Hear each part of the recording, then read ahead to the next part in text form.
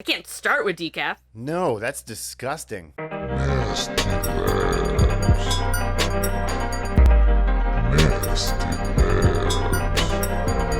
All right, and welcome to episode 9 of the Nasty Labs podcast, part of the Greenlit Podcast Network. We're the podcast from game studio Chuhai Labs, where we talk about games, game dev, Japan, and whatever else comes up. So open yourself up at Chuhai, and let's go. Open yourself up a Chuhai and let's go. That's the unofficial slogan that Kinsey's been working on for quite some time.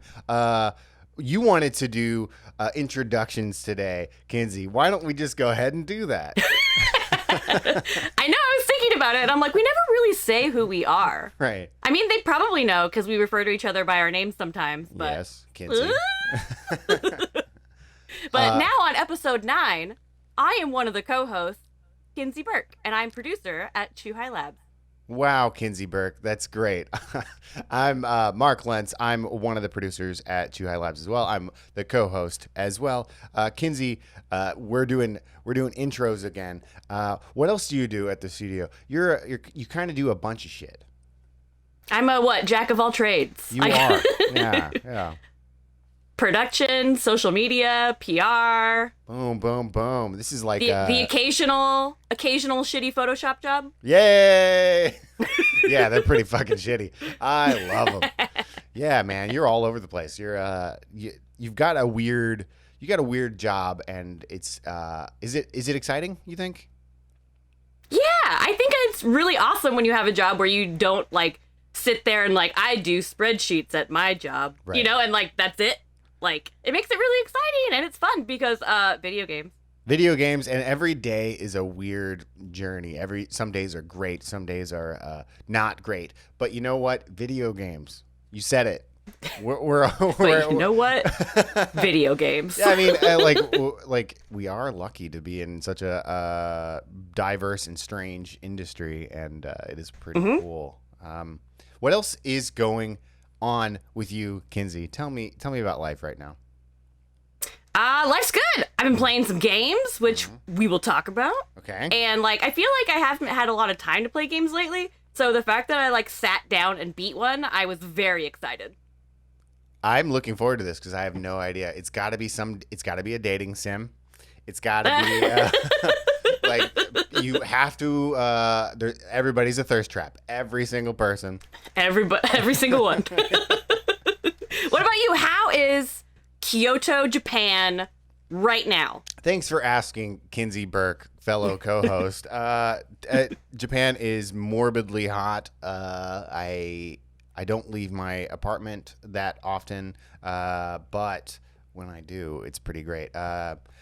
This weekend, I'm going up to one of the rivers in Kyoto. I'm going to sit along the banks and just drink beer and go swimming. I'm looking forward to it. So that sounds absolutely wonderful, especially since it's like hot as the surface of the sun right now. And unlike the sun, it's also humid and wet. Oh, yeah, that's the part. It's not that it's hot. Yeah. It's just that it's so sweaty that, you don't know if it's sweat or if it's other people's sweat that's clinging to you.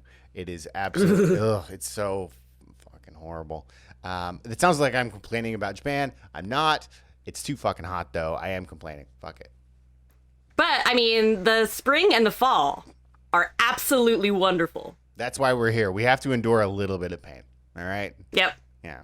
There's not a lot of places, I feel like, in the world where you're like, the climate is excellent all the time. And some of those places, like, I guess you could say Hawaii's kind of like that. It doesn't get too hot. It doesn't get too cold. But then you have no seasons either. So, I mean... Yeah, okay. I don't know where I stand on this. I used to live in southern Spain, and it was perfect every single day. And I don't know if that was better than 4 seasons. I don't know. Yeah, but I live in 4 seasons now. Japan has 4 seasons, and I live here. Yay! We got a lot of great stuff coming up in this episode, yeah. Yeah, great pivot. Yeah, well, let's just get right to it.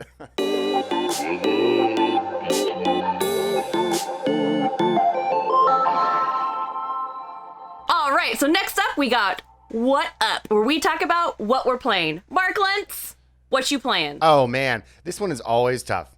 And I hate when you throw this to me right away. So for listeners, new listeners, you might know that we it's tough for us to play games all the time. We try to. And Kinsey in particular, she finds time and she plays a new game every week. And then every episode for this show, she's always like, "What are you playing, Mark? You better be playing a game." And I always get left. I always get left in the dust because I'm not playing something new. I'm playing something new to me. Okay, I'm playing something new to me. I'm playing. Perfect. I'm playing. I think it's the highest selling game of all time. It came out 10 years ago. I'm playing for the first time ever.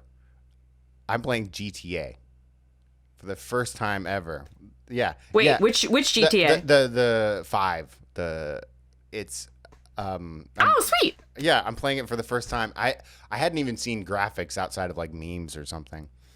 Mm-hmm. I was always like I always put anything Rockstar did in kind of a category of game that I'm not really interested in, and that is a silly thing to do.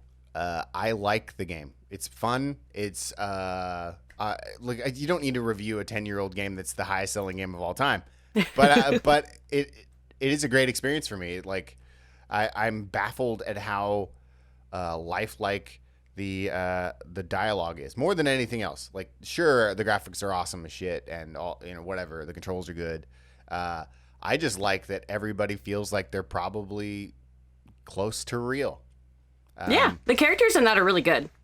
I'm just baffled at how good the casual conversations are. And yeah, I hadn't played any GTA games since like Vice City. So I kind of been out of that whole thing only because that's just not a genre that has appealed to me.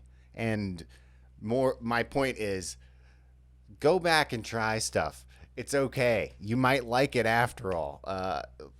In the last year, I've gone back to genres that I thought I was not into. I went back to first-person shooters, and turns out I really like first-person shooters. I went back to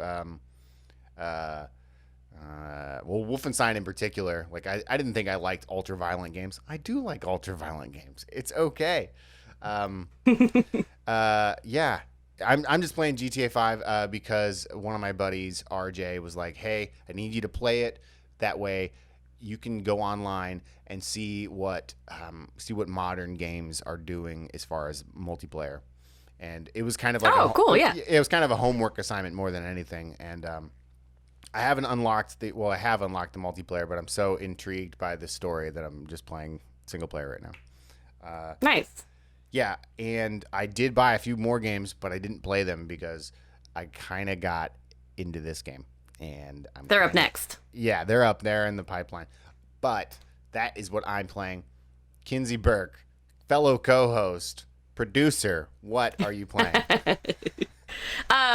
For GT, have you met all 3 of the main characters? I've met all 3 of the main characters. Nice. Trevor's crazy, right? I don't even get it. I don't even get it. He was like my favorite, but then sometimes I'm like, dang, you're a bad person. Yeah, okay. But he's so all over the place, know? I guess that was when I was talking earlier about the writing and how it feels real. Like I look at a show like The Sopranos, and the reason people love The Sopranos is that they are all well-rounded characters. They're villains. They're bad people. They're very bad people. And right when you get in this game too, like right when you get attached to them, you're reminded, oh no, they're bad. They're horrible people. It's it just makes it that much more compelling. And I'm not a writer, but man, I want to learn to be, because I'm enamored with that kind of attention to detail. So, oh, totally. Yeah. I think it might be one of the first times you meet Trevor, but like he tries to jump over a fence. And then he just like eats shit, and it's like kind of funny. But then he gets so mad, that you're like, oh, that's funny, and then you're like, oh, yeah. It's really well written. I really like all 3 of the characters. Yeah, I won't be reporting on this further, besides probably in future podcasts just saying, yes, I'm still beating it. But so this is my one opportunity to talk about it. And yeah, I guess I see the hype. I guess maybe I have to play Red Dead Redemption next, maybe. I mean, I know it was like these are some of the most expensive games of all time, but it kind of shows after you dig into it, you know, like at first you see the budget of those games and you're like, wait, how on earth did you do that? And then you see the game and you're like, oh, okay. I get it. Yeah. Yeah. And just the writing alone is just, it's nuanced and, I mean, they speak to each other in ways that, you know, we could never possibly repeat. But I almost think that it's bold that they went with so lifelike of dialogue. Like, because we live in a kind of a tough society in order to write stories like that. And where it could come off as not inappropriate, but not very nuanced, and yet they managed to do it anyway. Yeah, I could speak really highly about it. It's a 10-year-old game, and yet I'm just like, fuck, what have I been doing? Yeah. So what I've been playing, thank you. Less realistic conversations, but still fun. Okay. So recently, Last Stop came to Game Pass. And I heard that it's basically like you have 3 individual stories, not unlike GTA. And it's the kind of thing where they eventually start overlapping, but it's more sci-fi, I guess. And you do get to make decisions, and there's a lot going on. Like, one of the stories is like this guy who's like, I don't know, in his 40s with like a kid and his wife's gone, and, you know, like single dad thing. And then you meet his neighbor across the street that's just like, you know, a 20-something guy who works at a game studio. Like, just like young and like hanging out with his friends and like very different lives. Okay. And one day they switch bodies. And they weren't like friends or anything. They just like both encountered this supernatural thing at the same time. And so then you get to see how they get along with that, because basically one guy is like, oh my God, I can't believe this is happening. And the other guy's like, no, calm down. We have to figure this shit out, you know? So like, it's kind of cool, the dynamic there. There's like, one of the other stories is a lady who works for this like kind of top secret-y government kind of agency. And you're not really sure what she does for like a lot of the story, but it's very important. And so she gets into all kinds of trouble, and with her personal life and with work life. And the third story is like high school kids who like encounter this guy who at first they come up with stupid kid things. They're like, because all it starts with, they're like, oh man, this person always like takes people into his apartment and I never see people come out, you know? But everyone's like, oh, he's just like a player. You're just not up late enough to see everyone leave, you know? And then it goes like way in the opposite direction and goes like very supernatural. And I mean, I did really enjoy it. I kind of think of it, like, if I was to kind of sum up my experience playing it, it's like an episode of Doctor Who that is maybe not the best episode, but it was fun. So is that 3 episodes of Doctor Who? It was tough for me to follow you on your. It's like 3 stories that slowly funnel into one. Oh, okay. Yeah. And do you play them sequentially, or do you pick your story? You can kind of play them in any order you want, sort of. I think you kind of have to like always be on the same chapter-ish, like with all 3. But you can pick which one you go to next. Oh, I see. I think Final Fantasy VI did that. I don't remember, but yeah, I think. Yeah. Okay. It's on Xbox Game Pass right now. Yep. Yeah, it just came to Game Pass. It definitely goes off the rails too. Like at a certain point, you're like, "What the what?" Like. Yeah, it sounded really Twin Peaksy for a minute, like when you're like somebody goes in and then the high schoolers like trying to figure it out, and then of course it's like, I don't know, vampiric time lords or some bullshit. I can kind of see it in my head. Yeah, it definitely starts more on the Twin Peaks side, and then ends up more like Doctor Who. So it's pretty sweet. Some guy arrives to solve the mystery. But I mean, I do recommend it. It is like a cool experience, and it's not super long. Like, I think it probably took me, and I'm one of those people who I take forever sometimes to beat games because I'm like, what's over here? What's over here? Oh, nothing. You know, like I'm that person. But maybe 8 to 10 hours, maybe. Okay. So it was fun. I liked it. I think you touched upon something. I'm not going to talk about the game anymore. I'm going to talk about your completionist behavior. Let me ask you, when you were playing Breath of the Wild, how many hours did it take before you beat the game? Do you want to hear my deep dark secret? Okay. Yes. I never beat it. And how many hours did you play? Over 200? Yeah. Okay. Yeah, like I did all of the beasts. Oh crap, what are they called? Guardians. Yeah, I did all of them, and I did most of the shrines. I'm only missing a couple. Like, I did most of the Koroks. Like, I think something ended up coming out, and that's what derailed me. Right. But I basically did everything I possibly could that wasn't Ganon's castle. Great. Now, let me ask you another question.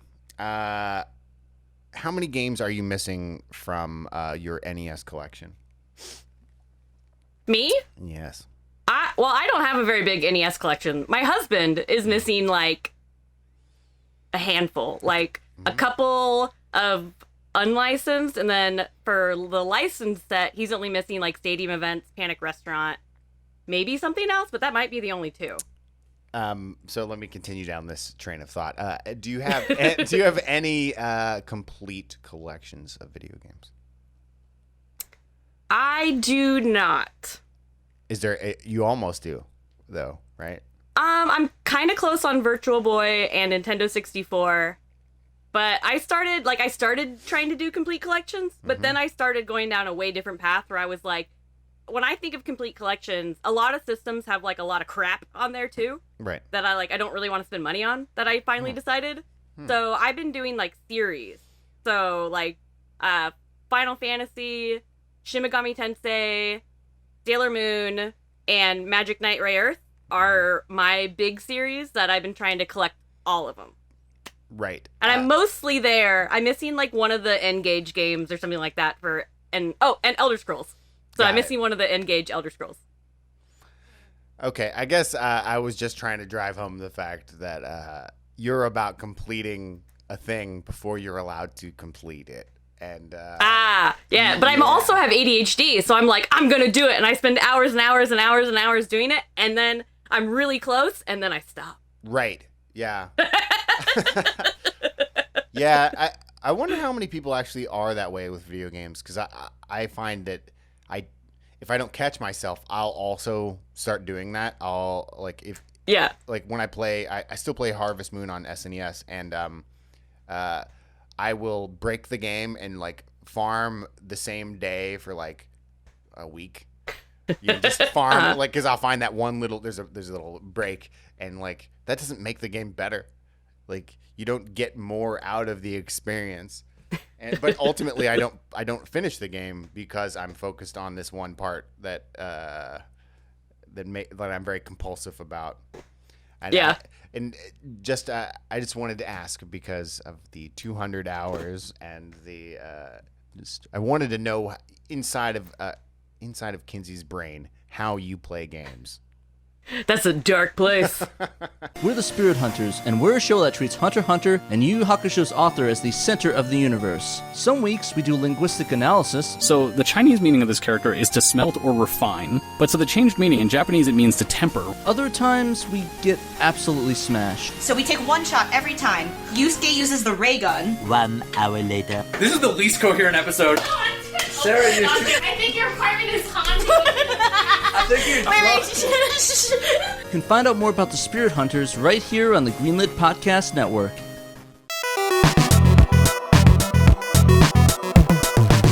All right, and now on to our weekly topic. And I said it was Olympics adjacent. It is. So, Japanese convenience stores are the breakthrough stars of the Olympics. Like, listen to some of these headlines I found. It's like, Tokyo convenience stores are an unexpected champion of the Tokyo Olympics. Tokyo Olympics, for foreigners covering the games, Japanese konbini is love at first bite. And then there's another one that's like, Canadian reporters' love for 7-Eleven steals the show at Tokyo Olympics. I like this these. topic. I like this topic quite a bit. Yeah, I mean, even people who haven't been to Japan have heard about Japanese convenience stores, or konbini, as it's called there. Mm-hmm. And for those who don't know, Japanese convenience stores are kind of like the ones in the U.S., like 7-Eleven and stuff. You know, there's three main ones. There's 7-Eleven, Lawson, and Family Mart. There's other ones, but those are the big boys. Those are the And big three. it's like if the U.S. 7-Eleven had good food. Now, And was just better in every way. okay, so, but I don't want to confuse anybody. It is not like US 7-Eleven in the No. slightest. It's In name only. Yeah, in name. Yeah, barely the logo. Barely. They 7-Eleven and Holdings versus 7-Eleven. Like, even though the Japanese corporation does own the American branch, used to be an American company. Now it's a Japanese company. Entirely different. Can you tell us about konbini? And I want to know what your first experience at a konbini was. Why are people after? Oh. Yeah, why are people so in love with this part of the Olympic thing? You know, like tell us. Mm-hmm. And especially for people at the Olympics, if this is your first time in Japan and you have to basically live in this Olympic Village bubble because of COVID, and your saving grace is this 7-Eleven that's in the Olympic Village, and you go in there and you're just like, oh my God. Like, I remember the first time I went to a Japanese convenience store, like, my first time I was ever in Japan, like, getting around was a nightmare, only because, like, it was during one of the typhoons, so our flight got canceled, and then they routed us to a different airport, so we flew into Tokyo, but our hotel was in Osaka. Oh, shit. Because, like, they closed down Kansai International, so we flew into Narita, and so they were like, don't worry, like, the airline and stuff was like, you're just gonna, you know, get on the bullet train, everything will be fine, but, like, we got our ahead tickets for the Shinkansen, the bullet train, and then our train was late, so then we ended up missing our connecting Shinkansen. And, like, for the first time you're ever in Japan, like, you miss your train, and then you're like, what do I do now? Do I just take the next one? So that's what we did. Mm-hmm. It turns out the next one stopped in Nagoya. It did not go all the way to Osaka. Oh, tight. Oh, tight. And we ended up getting off at this random station. It wasn't quite to Nagoya. It was like, once we figured out this train does not go where we want it to go, Right. we got off, and it was just like some random place, you know? Right. And we went to the ticket counter. They figured it all out for us. It was fine. Mm-hmm. But we had to wait like 45 minutes because I guess the part I'm missing is it's getting really late. Okay. Like, it's starting to get really, really late. I could feel the sun was going down on this. I could. Yeah. You show up at the wrong airport. You're in the like. This is gonna take forever for a first time person. This is gonna take forever. So Yep. Yeah, I'm with you. Go for it. And then everything was closed at this train station because it was starting to get late, except the 7-Eleven that was in the train station. Okay. And we hadn't eaten all day. Like, it's just been a shit show. And I go in there, and that was when it was like, Mm-hmm. like, I was like, oh my God. Because my friend, she was like dying. She was sitting like at a table. She was like, you can go get food for us. I don't even care.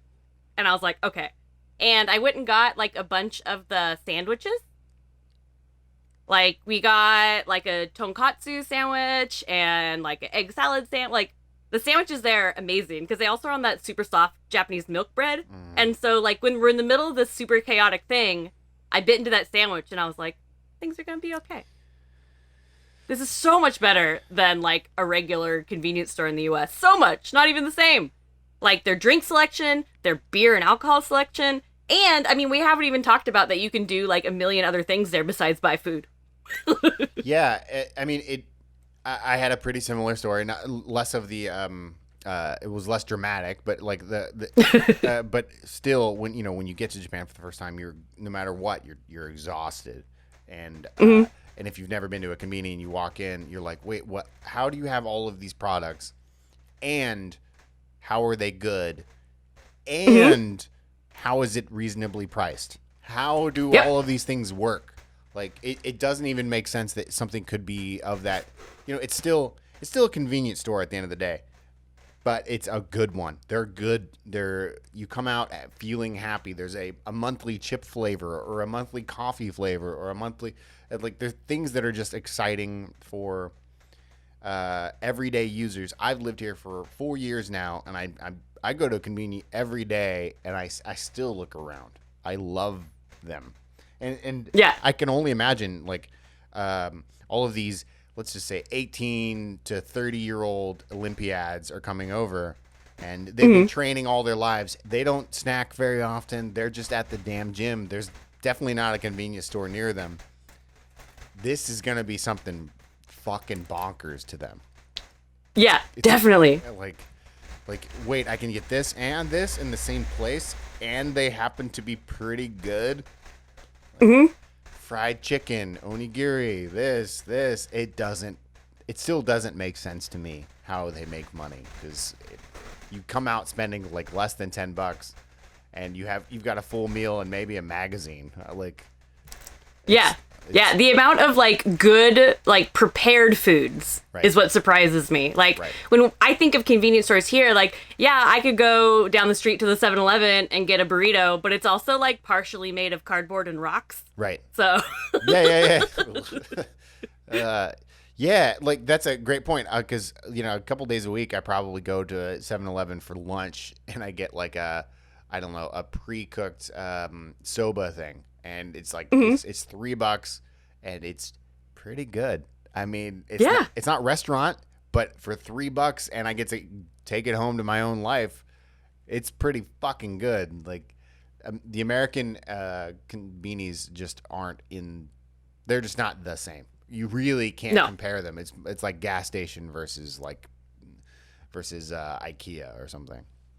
Yeah, definitely. And the weirdest thing that I think of is the more I learn about what you can actually do there, like, yes, they sell prepared food, they sell, like, chips and, like, bagged food, they sell alcohol and coffee and soda and water and all the things. You know, they even sell, like, let's say it's gross in Kyoto because it's so hot. They usually have, like, a t-shirt that you could buy. Yep. They have stuff like that. They sell ties for... Yeah. I need an emergency tie. Why on earth do I need an emergency? They have it. Yeah, it doesn't even matter. And like, you can forward your luggage to convenience stores, and like if you're traveling around, if you live there, you can pay your like utility bills. Like, you can do so many things. It's crazy. I pay all of my bills. I pay my rent, and if I get a big package sent to the house, sometimes I have it forwarded there and just pick it up from there. And every day I have a coffee, and it's always good. And I love them. Kinsey, you mentioned earlier the big three of convenies. What are the big three? They are Family Mart, Lawson, and 7-Eleven. Okay. So Americans and probably Europeans know 7-Eleven. Lawson also used to be an American company, I guess, like 50 years ago.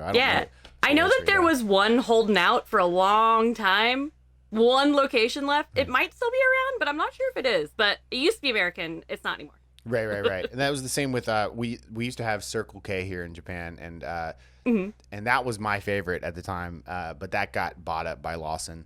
But that was also an American brand, which I find it really bizarre that these Japanese like mega companies were going to the States and buying like a license for a gas station, more or less. It's just so weird. Yeah, I don't think I've ever seen a Circle K like on its own, like not a gas station.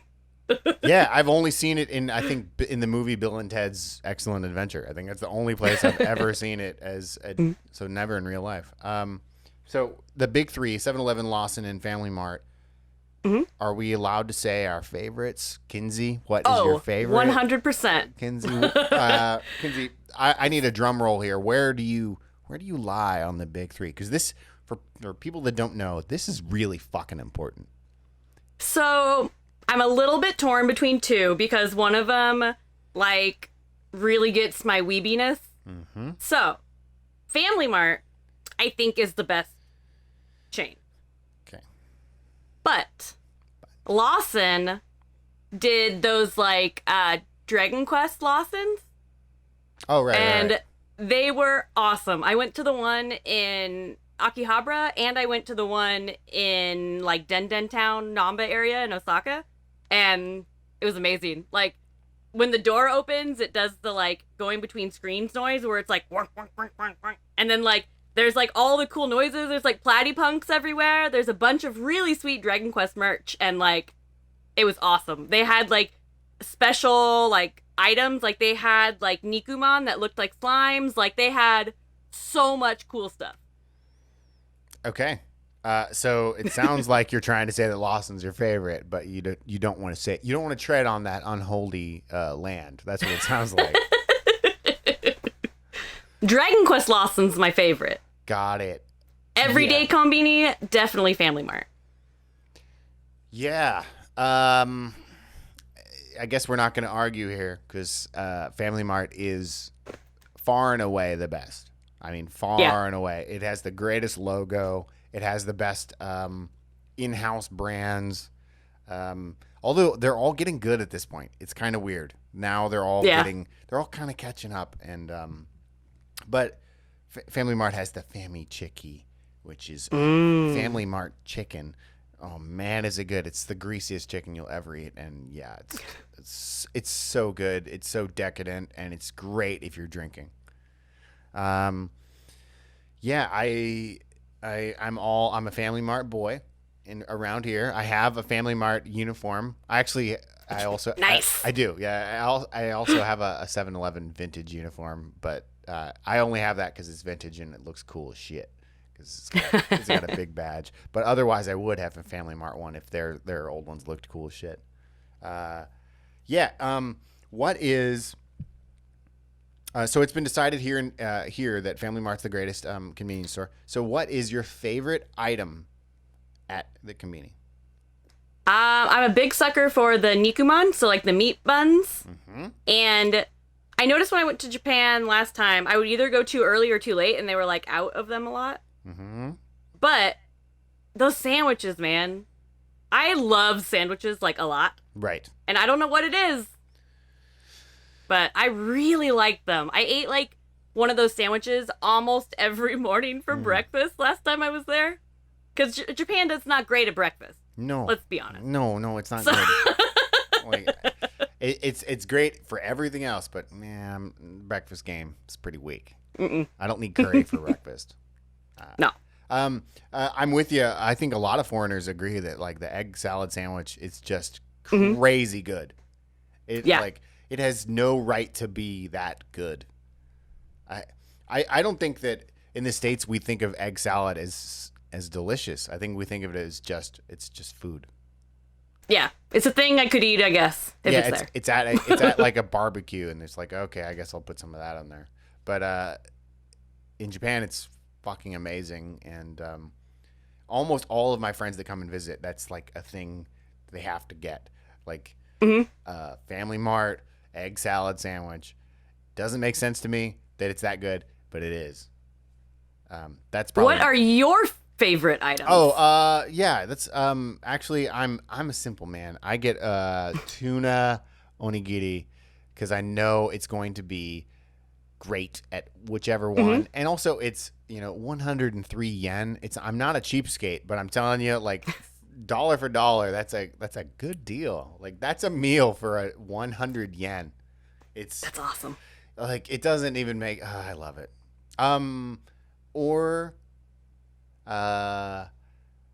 Each one of them has their own branded umeboshi pickled plum chips, and I always get excited because Lawson has really good ones. They're all different, and I like that each one I go into, I'm gonna get a different umeboshi flavored chip, and it's kind of part of my day. I buy them every day and just kind of get excited about what the sometimes it's like extra sour, or it's now with lemon and pepper. Oh man, dude. For listeners, when you come to visit us, we can go and hang out outside of a convenience store and have fun. That's Hell yeah. yeah. I love convenience stores. I always call them convenient with the B now. I want to say my first time in Japan, we were couch surfing, and we were staying with this guy, and he was like, "Hey, do you want to go to Konbini?" And we thought he was being just super cute. We didn't know that Konbini is what people say.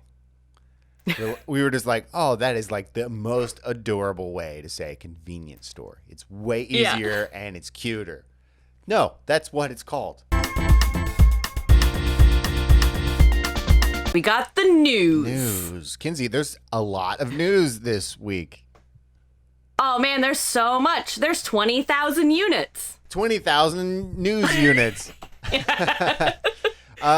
So start us off with the 20,000 units of news.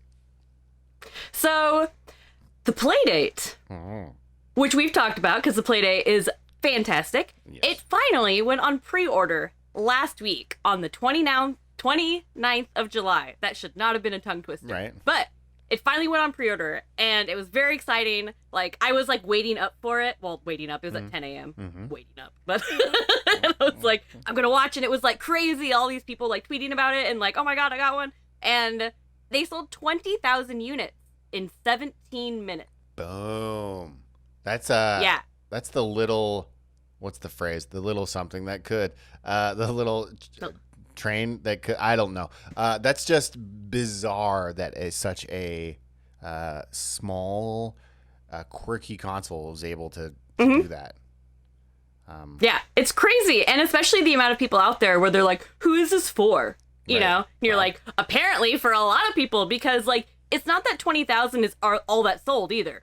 Like, the way they're doing it, it's really cool. They're shipping in batches, so that way it can't sell out, basically. Right. Just when you pre-order it, you might just get in a batch that's later. So the first 20,000 units are the ones that should be slated to ship this year in 2021. Right. And then all the other ones past that are 2022. But that's still crazy. Like, I don't know what the end number is because they're still taking pre-orders, I'm pretty sure. But, like, dang. If that even kept up for an hour, that pace, that's so many. Yeah. I mean, I've heard, like, I don't know how true any of this is, but I heard that it was like 70,000 in the first day. I mean, my mom set an alarm and, like, bought it the first minute, and then she went back to buy another one because she's like, oh, maybe I should buy a second one. And she got that message saying about the next batch being 2022. Yeah. So she was like, I'm not going to buy a second one. But that was, like, in the span of, like, 10 minutes, it went from, like, you can get it to you get it next year. Like, yeah. Like, just that fast. I mean, this is staggering. This is really exciting for us as a studio, and, like, our game, Whitewater Wipeout, is like one of the launch titles. We've been like diehard fans of this console for so long. It's really great seeing that the world does want something quirky. This is a lot like the Game Boy versus the Atari Lynx.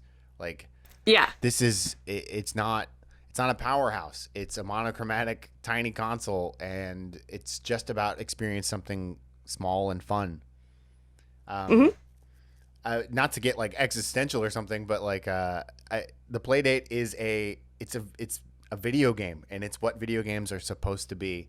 Like, they're supposed to be fun experiences, and they don't have to be, like, 40-hour RPGs. They can just be something small and quirky, and I am so happy that they were able to do this. Like, yep. Yeah. I cannot wait to, like, try more of the Playdate games either. Like, obviously I've tried, Whitewater Wipeout, our game. I actually keep the Playdate on my desk. And whenever something's, like, rendering or loading or whatever, updating, I always pick it up and play it. Mm-hmm. And like that's what I use it for. And it's perfect. And I love it. Yeah, it is so small. I mean, it actually fits in your pocket, unlike probably every other console like before. Like it actually does. It's so small. There's a lot of additional hardware that's coming out with it. Have you decided what you're going to be buying? I really want to get the stereo dock. I know they don't have a release date for it and you can't pre-order it yet, but it's just so cute. Like it charges your Playdate and it's like big and chunky. It's like a cube, and your Playdate magnets to the front. So then your Playdate essentially becomes like a clock. Yeah, it looks like. Did you ever watch Adventure Time? It looks like BMO, the character. Yeah, it does. It's like really long and extruding, and it's so adorable. I'm gonna buy. I told my mom like this is her first console that she's ever bought, and I was like, if you buy one, I'll buy you all of the other stuff that comes with it. And so she was like, no, really? That's so exciting. Like, I know, I know she'll like a lot of the games that are coming out. And I know that she'll be, it's almost like she's the perfect audience in that, like, it doesn't take a lot to learn it. It's not like the time travel game where you just spin to go forward, spin back to go backwards. Like she's gonna get that concept. She will be terrible at our game and she won't play it, but there's so many other games that she'll be able to enjoy. And like the Pool Suite FM music player, that's like absolutely ideal for people like my mom, because she'll put it on the dock and just cook and have great music playing. I think that this console is super bold, and I'm really, really happy. I can just go on and on about why I think this is great for the industry. And I'm 20,000 units in 17 fucking minutes. Hell yeah. Video Deathloop is a podcast where we watch a short video clip on loop until we just can't take it anymore. Along the way, we'll try our best to make each other laugh and to hold out longer than the other guy. You can jump in on any episode, no need to worry about continuity. Check out Video Deathloop on the Greenlit Podcast Network with new episodes every Friday.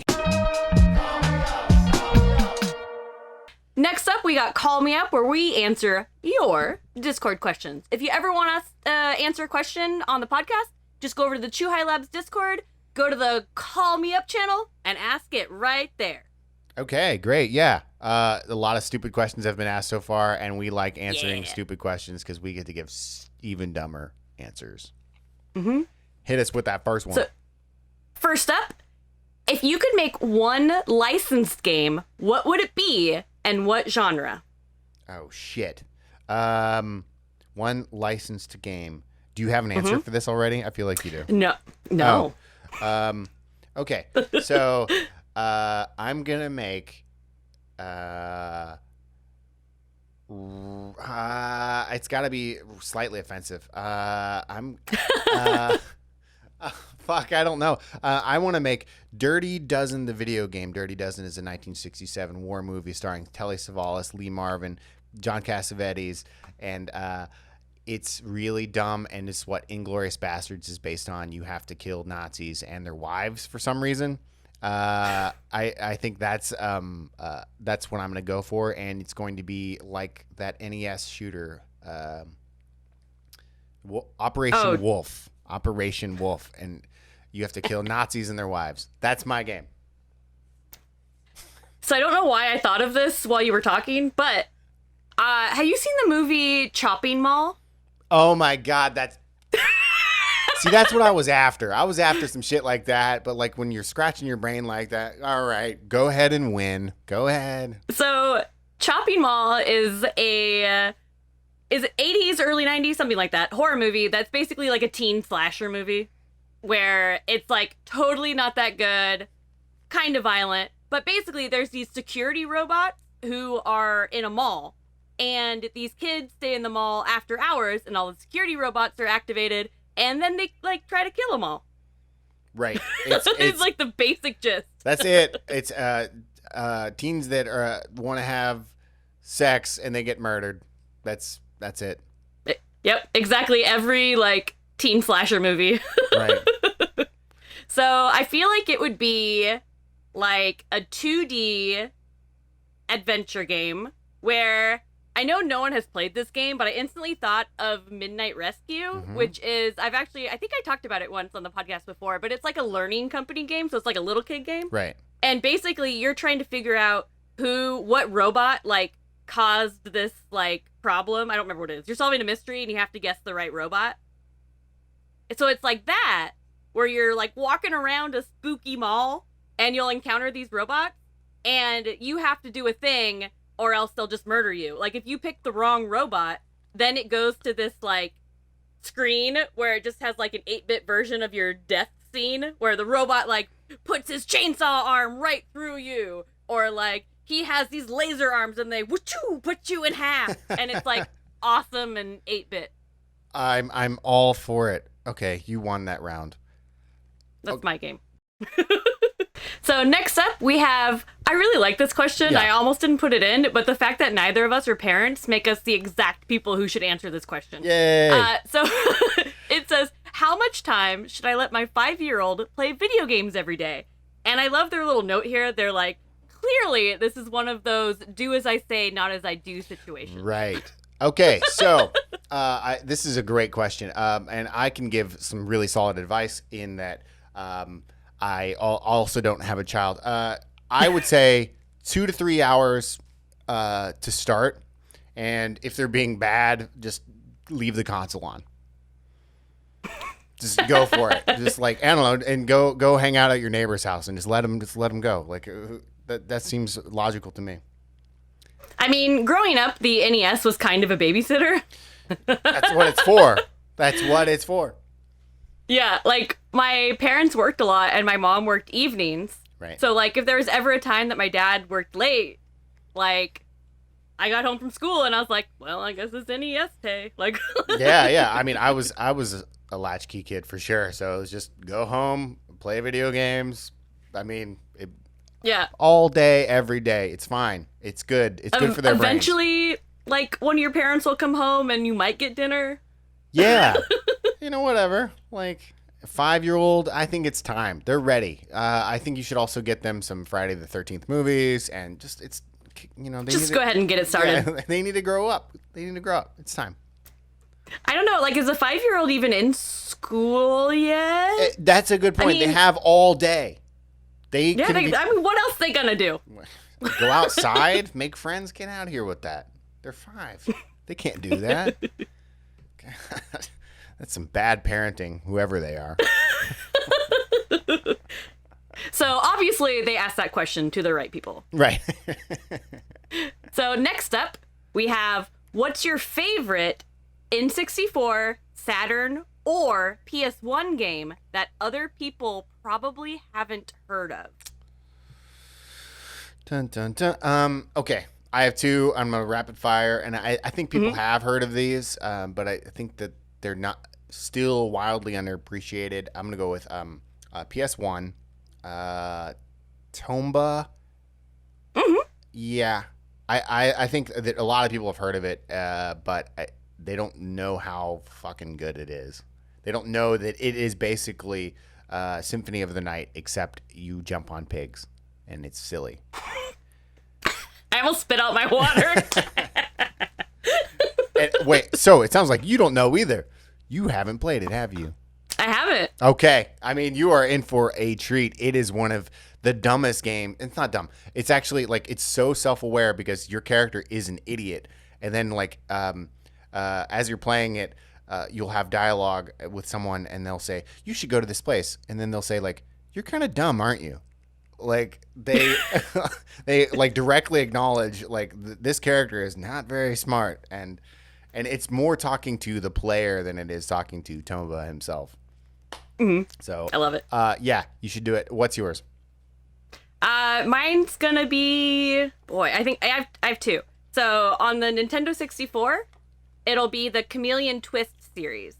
Oh, that is a good one. Because it's awesome. Like, you play as a chameleon, and there's like, it's kind of like Yoshi's Story where there's like a bunch of different color chameleons too. Yeah. But all the mechanic is you can use your tongue because you're a chameleon. So you can like do like a tall jump thing where you like lean down and put your tongue on the ground so then your body goes up. So you can like that's your jump basically. You can do the thing where you like stick your tongue out and it grabs like a pole, and then you can like spin around like to get over like big spaces. And I believe it's Chameleon Twist 2 that you can even like use your tongue, but it's not just a straight line. Like you can make it like wrap around a wall. Right. So you can grab the pole on the other side of a wall and then spin around. Like the mechanics in that game are so weird and so fun, and I just love it. Okay. Okay. What's your other one? My other one is on the PS1, and it is Chocobo Racing. I know that like Final Fantasy's huge. Everyone's heard of Final Fantasy. But how many people have played Chocobo Racing? I'm one of them. I love it. I love it. And it's not even that good of a racing game. No. But like something about the like personalities of the characters in that game, like I remember like Mog, like the Moogle, he's on his Razor scooter and he's like such a jerk. He's a twerp. Like he's so mean. He's like the 90s like tood kid. Yeah, I don't remember his dialogue. I don't remember his dialogue, but it's equivalent of like I'm out of here, bozos. Like he's just such a jerk. Like I love it. And like poor Chocobo, like with his cute little rollerblades, like Chocobo's always like, "Oh, okay, I'm sorry." Like he's so. I really like the personality in that game. Again, it's not the best racer out there, but it's very charming. And if you like Final Fantasy, it has like a bunch of your favorite like characters and enemies. Like it has Chocobo, Mog. It has like a Golem. It has Bahamut. Like it has a bunch of characters. It's awesome. Okay, great. Next, we have, is there one game from history you would have loved to work on in any discipline? What game would it be? Easy for me. I'm going right in this. Contra NES music. Obviously, that music's so iconic, and I can't make music that good, but I want to go back and to be able to make bonkers music for a game that good. That's mine. That game is perfect, and I would have loved to have worked on it. Go. See, this makes me want to say my favorite game, but my favorite game is perfect, and I would just fuck it up. So. Yeah. Okay. All right. I think. Oh, this answer's dumb, but I just thought of it, and it's great. I wish I could have worked on the Chester Cheetah games on the Genesis. And doing all the, like, mascot platformers. Because none of them are great, but they all got 90s tood. You get to be like, hey, what are they collecting? We can't do coins. That's Mario's thing. And I'm like, yo, Cheeto Paws. Duh. That way, when the game comes out, we're going to sell Cheetos in the shapes of paws. It's genius. Oh, my goodness. Is that what they were actually doing? Oh, my goodness. Okay. I think that would be really fun. Because then you don't have the stress of, like, this game needs to be perfect. This is a masterpiece. You're like, no, this is Chester Cheetah, too cool to fool. Too cool to fool. Like, how good's it gonna be? All right. I mean, that's a weird game to pick that you'd want to go back and work on. Like like an okay licensed game. I kind of like the boldness of it. Next up. Yeah. I've been waiting for this question. What is it? How well can you beatbox? Is zero. Show me your skills, is yo. Zero an answer? Shit. Are we supposed to beatbox now? Yeah, we're gonna have a beatbox off. Ooh, don't say that. Okay. Beatbox off. Beatbox off. That sounds like a regular weekend. All right.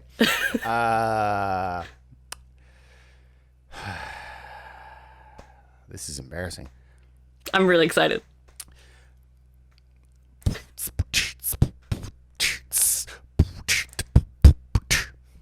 What you got? All right, hit it. Bad though. Yeah, right. Go. You're gonna win this one. Fuck, I don't even know how to like move my mouth to beatbox, but I think you win in Perfect. spirit. I think you win just in spirit alone. Hey, fuck the person who ever asked that question. God, no, that's a good question, though. That's good shit. What Next we got? up, we got if you could create one dream video game peripheral, what Okay. would it be? Okay. I'm gonna an NES flight stick. I want to play Top Gun with the flight stick so I could land on the fucking aircraft carrier. Just so you can land. That's just so I could fucking land. In general. It's so hard. All right. That's what I want. Already done, and it's gotta come with like sunglasses. All right. Because I want to look hell cool yeah. doing it. What's yours? And it's like Top Gun branded sunglasses Oh, it has and to be. flight stick. Has to be. Yeah. Only works on one game. And it's called the Iceman. All right, because I love Top Gun. It's a good movie. Ice. What's yours? Oh man, so mine would definitely have to be a rhythm game. So it'd have to be a musical instrument. Crap, what would it be? So we already have Taiko, and I love that game so much. And of course we have all the like rock band and guitar heroes. So I got it. Okay. Oh my god, I just thought of it. Okay, so yeah, go. a trombone, and it's in like ska simulator. Scomulator. God damn it! This sounds terrible. Oh, God, that's good. Yeah, it is good. I hate it. Like, oh god. Yeah. You're like playing some like real big fish, and you're just...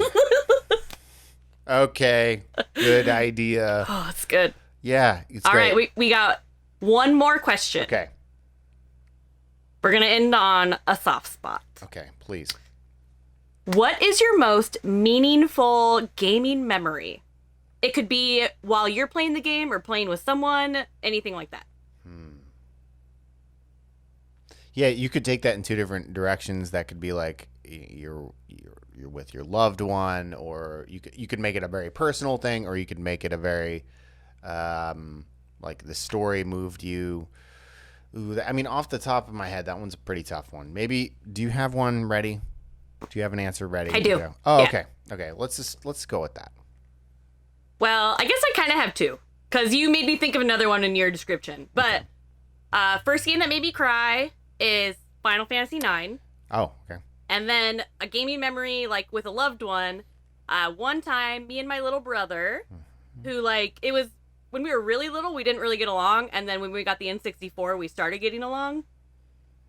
Me and him stayed up all night, and we cruised the whole USA in Cruisin' USA. Oh, that's cute. That's really Yeah. cute. I could see that being a great memory. Yeah. Mine, it's not my most meaningful, but it is a very meaningful one. Is when I first moved to Japan, my cousin moved with me, and she and I lived in a very small apartment, and it was a studio apartment, and her bed was next to my bed. We're best friends, which is, that might sound weird. You gotta be. Yeah. Yeah, we're To live pretty there, yeah. we're pretty close. And you know, she's a couple years younger than me, but she wasn't into video games.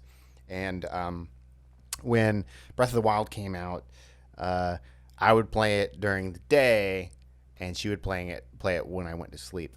And she hadn't played a video game in years, so this was like really exciting for her when she's on the plateau and stuff. And like when, you know, she's figuring out puzzles in ways that maybe more seasoned gamers could have figured out in a completely different way. She's kind of the game lets you do that kind of thing. But one of my most meaningful memories is like she would stay up till 4 a.m. playing the game, and I would be asleep trying to sleep to go to work the next day, and I would just hear her. She would have headphones in, and she would just say, "Whoa, cool! Oh my god!" And yeah, and because she hadn't played video games in years, and like she was like, "Mark, I think I like video games," and now she has a Switch. Now she'll ask me what she should play. now, like, she's obsessed with Hollow Knight, and she's obsessed with Cave Story. Games that she wouldn't have been if we hadn't moved to Japan, and also if she hadn't played Breath of the Wild. I think Breath of the Wild was the thing that really just got her into it. And sorry that I like dragged that on, but like it was a nice memory, and it was fairly recently. So That's awesome. That's a great memory. Nasty Labs.